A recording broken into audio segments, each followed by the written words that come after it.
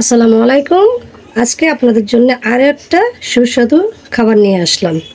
তা হচ্ছে মুরগির বুকের যে অংশটা আছে, একটা মুরগির বুকের দুই পাশের যে অংশটা আছে, এই অংশটা দিয়ে আমি ছোট ছোট করে এইভাবে কেটে নিয়েছি। দেখতে থাকুন তাহলে আমি কি বানাচ্ছি এবং এই জিনিসটা মাংস দিয়ে তৈরি করতে কি কি লাগবে। আর এখানে লাগবে আদা রসুন পেস্ট করা, মাংস পরিমাণ অনুযায়ী আপনি দিবেন। আমি এখানে দুইটা বুকের মাংস সেই অনুযায়ী নিয়েছি।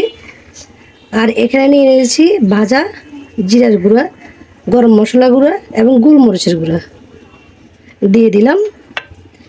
তার সাথে দিব সামান্য পরিমাণ হলুদের গুঁড়া, দিয়ে দিচ্ছি জিরার গুঁড়া, দিয়ে দিচ্ছি সামান্য তাও লাল মরিচের গুঁড়া এবং ধনিয়ার গুঁড়া। এবার দিয়ে দিব আমি লবণ। লবণটা পরিমাণ অনুযায়ী অল্প করে দেওয়া লাগবে, কারণ আমি এখানের মধ্যে সয়া সস ব্যবহার করব। দিয়ে দিচ্ছি সয়া সস, দিয়ে দিব টমেটো সস।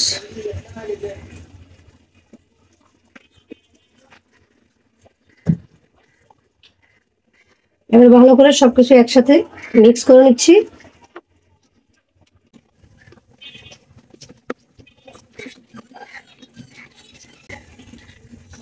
এভাবে আমি ম্যারিনেট করে রেখে দিব প্রায় 1 থেকে 1.5 ঘন্টার জন্য। তার বেশি রাখলেও কোনো সমস্যা নেই, আরও ভালো। ফ্রিজে রেখে দিচ্ছি তাহলে 1 থেকে 1.5 ঘন্টার জন্য। 1.5 ঘন্টা পর ফিরে আসবো কীভাবে আমি এগুলো বানাচ্ছি তা দেখানোর জন্যে। দেখুন এখানে প্রায় 1 থেকে 1.5 ঘন্টা পর চলে আসছি মাংসগুলো ফ্রিজ থেকে নিয়ে। এবার আমি এগুলোকে যেটা করতে হবে, এখানে একটা ডিম নিয়ে নিয়েছি। ডিমটার মধ্যে সামান্য পরিমাণ লবণ দিব, লবণ দিয়ে ফেটিয়ে নিব।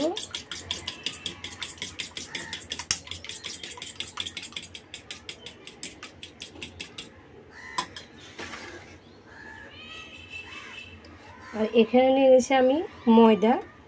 ময়দা, আটা বা কর্নফ্লাওয়ার যেটা নেন কোনো সমস্যা হবে না। তার মধ্যে এখন আমি দিয়ে দেবো সামান্য লবণ, মরিচের গুঁড়ি,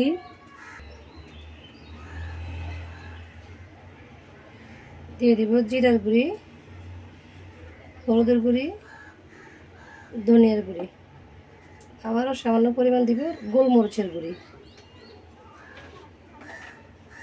এবার সব কিছু ভালো করে মিক্স করে নিব।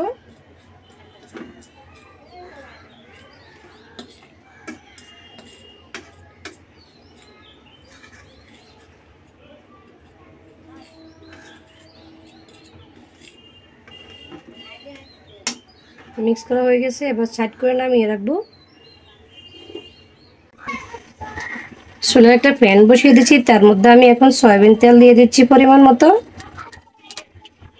তেলটা গরম হওয়া পর্যন্ত অপেক্ষা করতে হবে। আর এখানে ডিমের মধ্যে একটা একটা করে মাংসের পিসগুলা এভাবে দিয়ে দিচ্ছি। ভালো করে ডিমের মধ্যে এভাবে চুবিয়ে তারপর আমি ময়দার মধ্যে ডুবিয়ে নিব।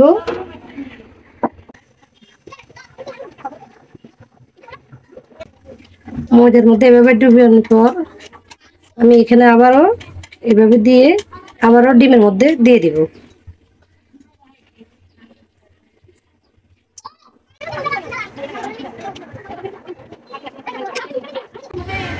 এবার আবারও ডিম থেকে কোট করে আমি ময়দার মধ্যে দিয়ে দিব। ময়দার মধ্যে এভাবে দিয়ে এভাবে ভেজে নেব।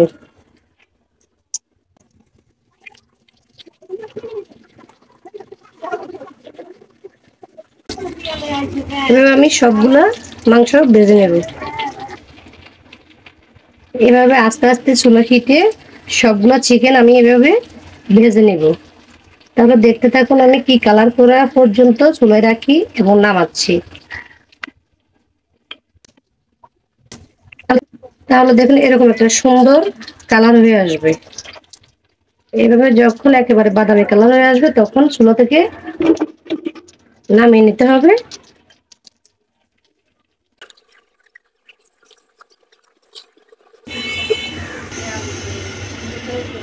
তাহলে দেখুন আমি সবগুলো মুরগির মাংসের ফ্রাই নিয়ে আসলাম। একটা মুরগির বুকের যে অংশটা, এই অংশটা দিয়ে কতগুলা চিকেন ফ্রাই হয়। এভাবে আপনারা বাচ্চাদের টিফিনের জন্য দিতে পারেন। এক একদিন এক এক রকম করে জিনিসটা আবার বাচ্চারা খেতে খুব বেশি পছন্দ করে। আমি আমার বাচ্চার জন্য এভাবে প্রায় সময় বানিয়ে দিয়ে ও খুব খুব বেশি খুশি করে খাই। তো তাহলে এভাবে বানিয়ে ফেলবেন।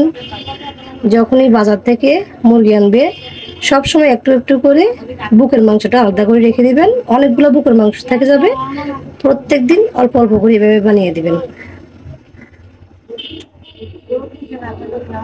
আজকের রেসিপিটা কেমন লাগলো আপনাদের সবার কাছে? আজকের মতো এখানে শেষ করে বিদায় নিচ্ছি। সবাই ভালো থাকবেন। আল্লাহ হাফেজ।